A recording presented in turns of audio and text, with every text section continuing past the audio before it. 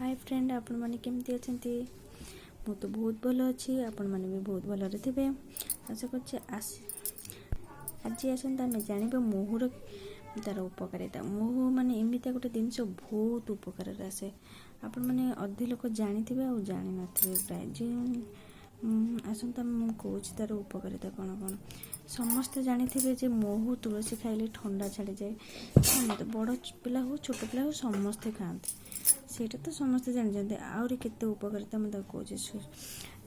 गोटे गोटे छुआ था बहुत वीक था, तांको माने प्रत्येक दिन कदली सहित महू मिसेकी देले तांको देह टिके भल माने रहे, सुस्थ से अनुभव करते, बल भी आसे। आ गोटे भी अच्छे लोहुणी सहित महू मिसे खाइले भी शरीर पूरा सुस्थ रहे। आउ गोटे प्रतिदिन सकाळु क्षीर सहित 1 चमच महू मिसे खाइले स्मरण शक्ति वृद्धि पाए।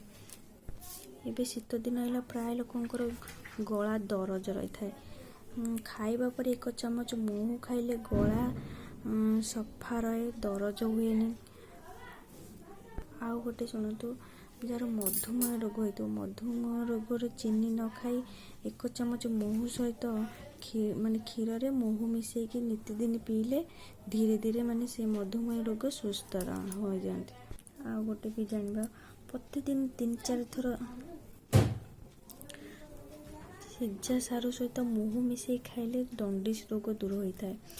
आ गोटे स्नान समय अल्प अँला रस 1 चामच महू मिसे मुंडरे मालिश कले केश झड़ा बंद होता है।